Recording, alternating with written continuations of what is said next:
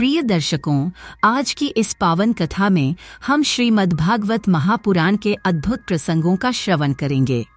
हम भक्त प्रहलाद की अटूट भक्ति, भक्त ध्रुव की दृढ़ निष्ठा, सुदामा चरित्र की सच्ची मित्रता और वामन अवतार की दिव्यता की कथाएं सुनेंगे, जो हमारे जीवन में भक्ति, समर्पण और धर्म के मार्ग पर चलने की प्रेरणा देती है। इन प्रेरणादायक कथाओं के माध्यम से हम भगवान की महिमा का गुणगान करेंगे और उनके अनंत लीलाओं का रसास्वादन करेंगे।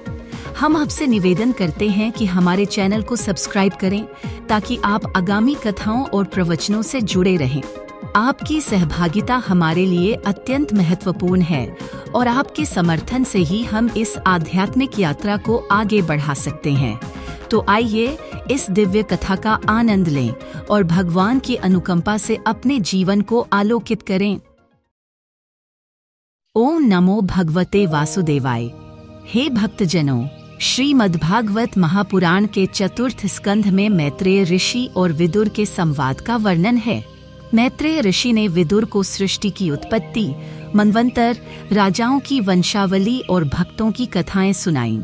इसी क्रम में ध्रुव महाराज की कथा आती है, जो भक्ति, धैर्य और तपस्या का अनुपम उदाहरण है। एक समय की बात है, स्वयंभुव मनु के 2 पुत्र थे, उत्तानपाद और प्रियव्रत। उत्तानपाद के 2 पत्नियां थीं, सुनीति और सुरुचि। सुनीति से ध्रुव नामक पुत्र उत्पन्न हुए, जो धर्मपरायण और विनम्र थे। सुरुचि से उत्तम नामक पुत्र हुआ, जो राजा का प्रिय था। एक दिन महाराज उत्तानपाद अपने सिंहासन पर विराजमान थे। उत्तम उनकी गोद में खेल रहे थे। ध्रुव ने भी पिता की गोद में बैठने की इच्छा व्यक्त की, किंतु सुरुचि ने ध्रुव को रोकते हुए कहा, हे बालक, यदि तुम मेरे गर्भ से उत्पन्न होते तो राजा की गोद में बैठने का अधिकार पाते। अब तुम तपस्या करके मेरे गर्भ से जन्म लेने का प्रयास करो, तभी यह सम्मान मिलेगा। सुरुचि के कठोर वचनों से ध्रुव का हृदय आहत हुआ। वे अपनी माता सुनीति के पास गए और सारी घटना सुनाई। सुनीति ने धैर्यपूर्वक कहा, हे पुत्र, दुहक का कारण हमारे पूर्वजन्म के कर्म हैं। तुम्हें भगवान की शरण में जाना चाहिए। केवल वही तुम्हारे कष्टों का निवारण कर सकते हैं। माता के उपदेश से प्रेरित होकर ध्रुव वन की ओर प्रस्थान कर गए। मार्ग में उनकी भेंट देवर्षि नारद से हुई। नारद ने ध्रुव की तपस्या की इच्छा जानकर कहा, हे बालक, तपस्या कठिन मार्ग है। तुम्हारी आयु अभी खेलने कूदने की है, घर लौट जाओ। किंतु ध्रुव ने दृढ़ निश्चय से कहा, हे मुनिवर, मैं भगवान की कृपा प्राप्त करने के लिए तपस्या करूंगा। कृपया मुझे मार्गदर्शन दे। नारद ने प्रसन्न होकर ध्रुव को मंत्र दिया, ओम नमो भगवते वासुदेवाय। उन्होंने ध्रुव को मधुवन में जाकर तपस्या करने की सलाह दी। ध्रुव ने वहां जाकर कठोर तपस्या आरंभ की। पहले महीने में वे केवल फल खाते थे, दूसरे में सूखी पत्तियां, तीसरे में जल और चौथे में वायु पर निर्वाह करने लगे। 5वें महीने में उन्होंने अपनी श्वास को रोककर एक पैर पर खड़े होकर भगवान का ध्यान किया। ध्रुव की तपस्या से त्रिलोक में हलचल मच गई। देवताओं ने भगवान विष्णु से प्रार्थना की, हे प्रभु, इस बालक की तपस्या से समस्त जगत प्रभावित हो रहा है। कृपया इसे दर्शन देकर संतुष्ट करें। भगवान विष्णु ध्रुव के समक्ष प्रकट हुए। ध्रुव ने भगवान के दिव्य स्वरूप को देखकर स्तुति की, हे देव, आपकी कृपा से मैंने वह प्राप्त किया जो अप्राप्य था। अब मेरी सभी इच्छाएं पूर्ण हो गईं।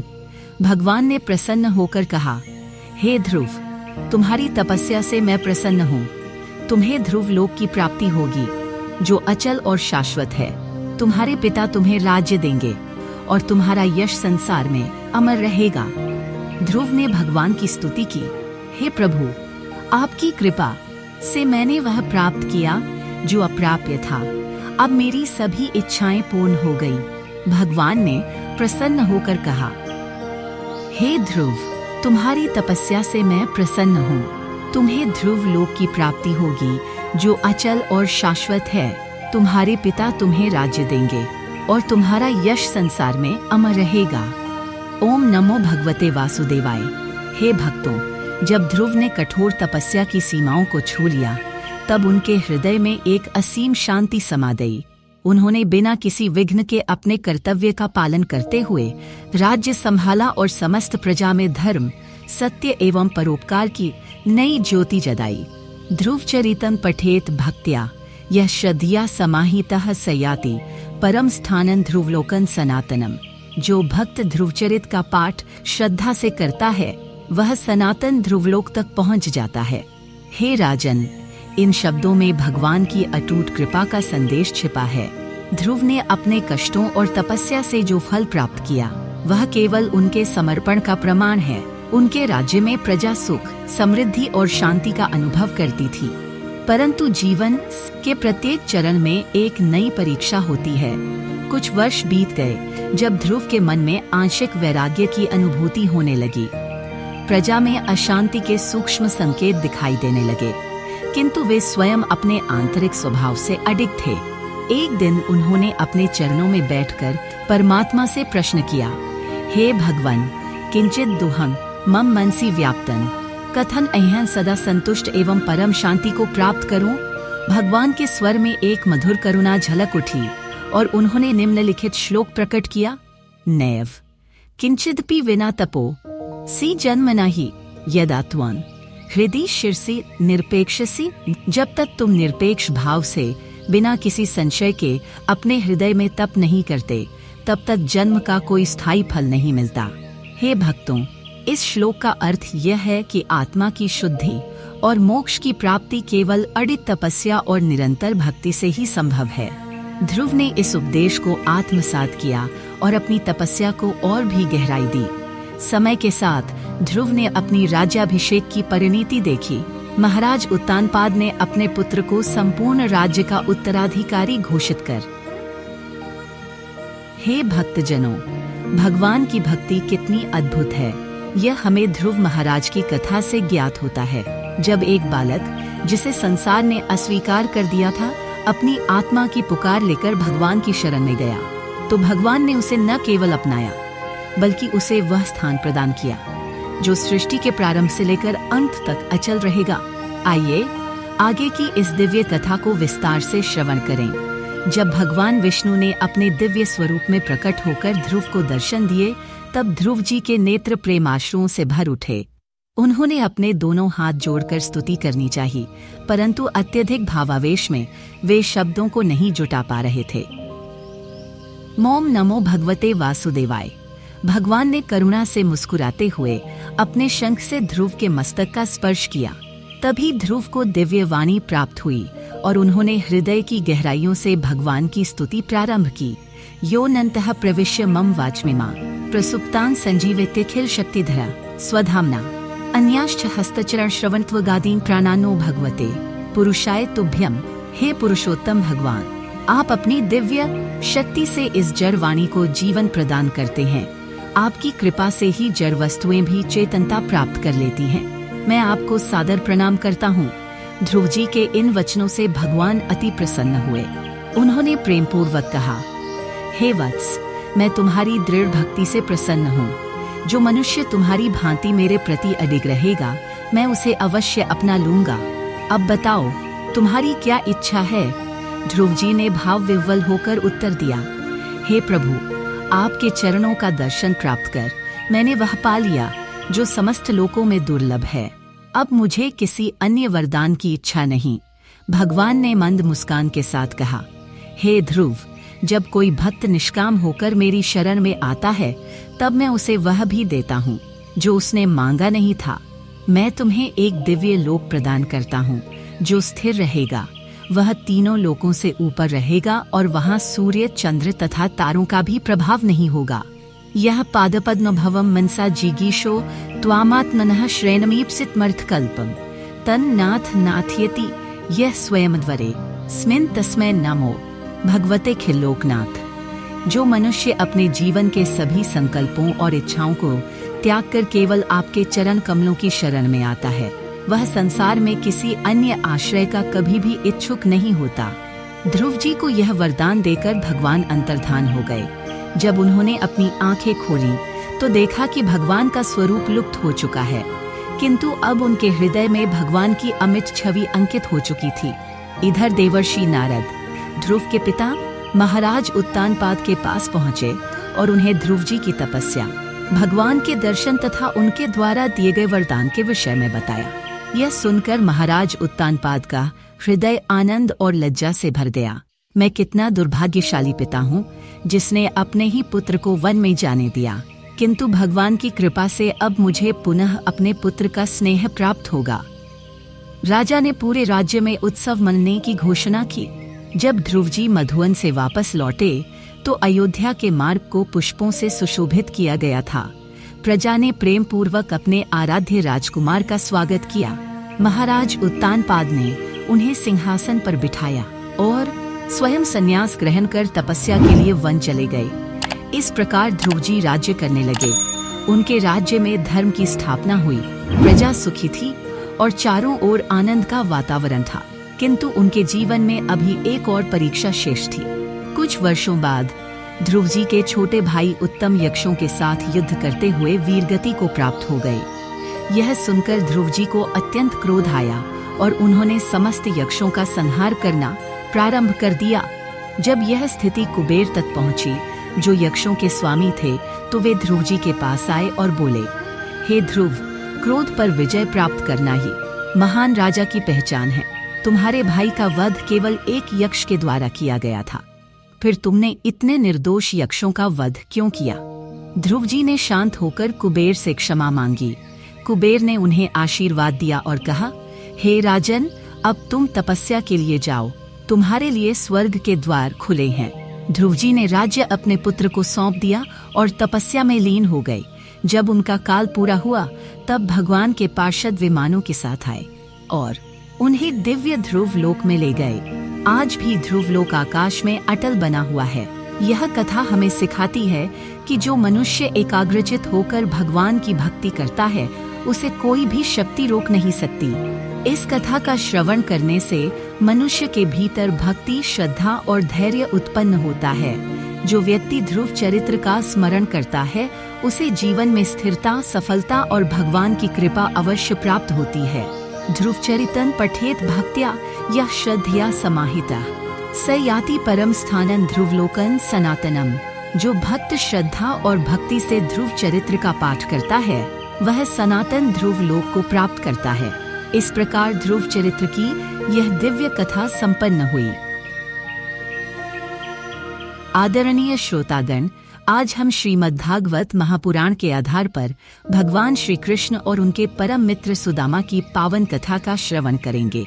यह कथा सच्ची मित्रता, भक्ति और भगवान की अनुकंपा का अनुपम उदाहरण प्रस्तुत करती है। सुदामा जी का जन्म एक निर्धन ब्राह्मण परिवार में हुआ था।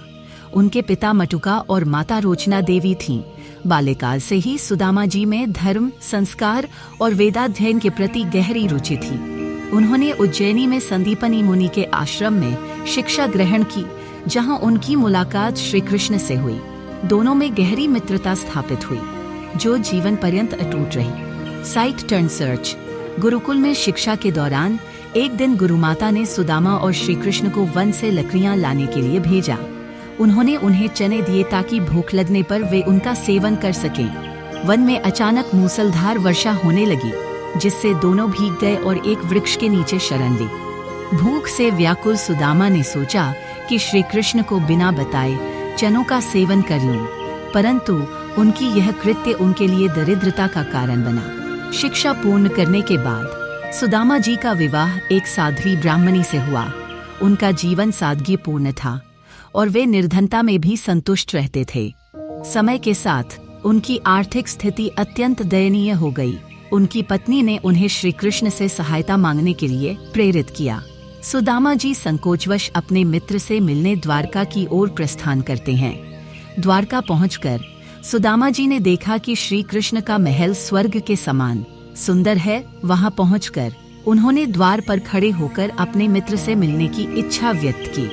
श्री कृष्ण ने जैसे ही सुना कि सुदामा आए हैं, वे नंगे पांव दौड़ते हुए द्वार तक पहुँचे और अपने मित्र को गले लगाया। उनकी आंखों में प्रेमाश्रु छलक रहे थे। उन्होंने सुदामा जी का अत्यंत सम्मान के साथ स्वागत किया और उन्हें अपने सिंहासन पर बिठाया। श्री कृष्ण ने सुदामा जी के चरण धोए और उनकी आवभगत की।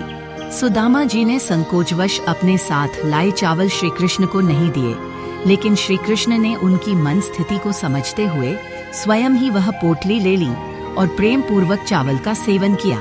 श्री कृष्ण के इस प्रेम और सम्मान से सुदामा जी अभिभूत हो गए। वहां से विदा लेकर जब सुदामा जी अपने घर लौटे तो उन्होंने देखा कि उनका कुटिया एक सुंदर महल में परिवर्तित हो चुका है।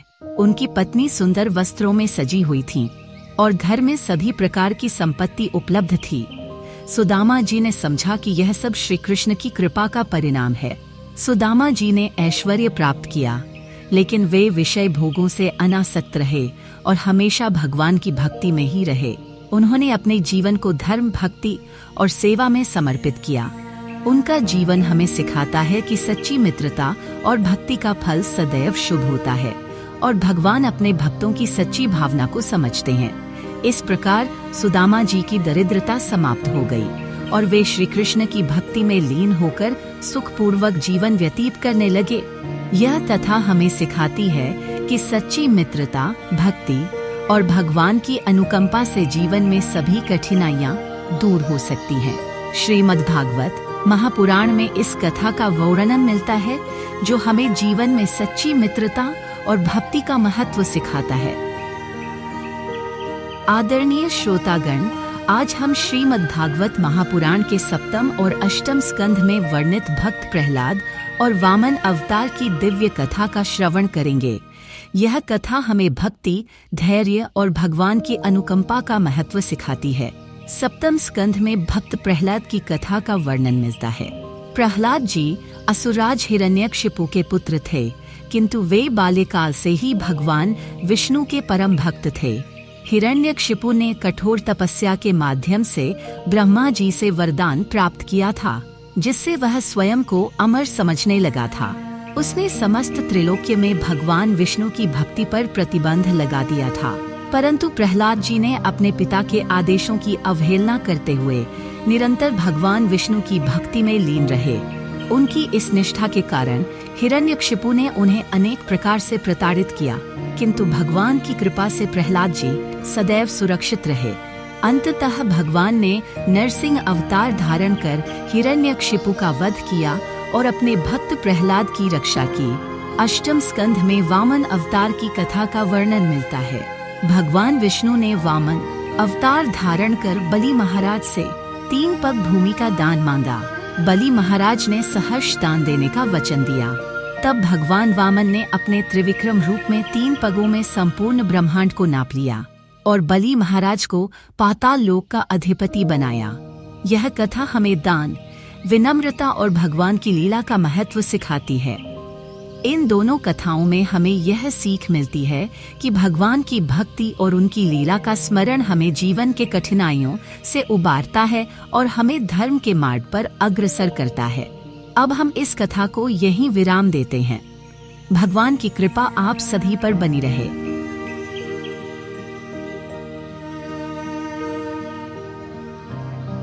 आदरणीय भक्तजन, आज की इस पावन कथा के समापन पर मैं अपने हृदय की गहराइयों से आप सभी का आभार व्यक्त करता हूँ, जिन्होंने अपनी उपस्थिति से इस आध्यात्मिक आयोजन को सफल बनाया।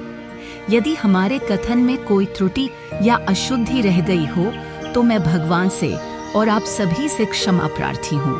भगवान श्री कृष्ण की महिमा अनंत है और उनकी लीलाओं का स्मरण हमें जीवन के सत्य मार्ग पर अग्रसर करता है। उनकी कृपा से ही हम इस संसार के बंधनों से मुक्त होकर परम आनंद की प्राप्ति कर सकते हैं।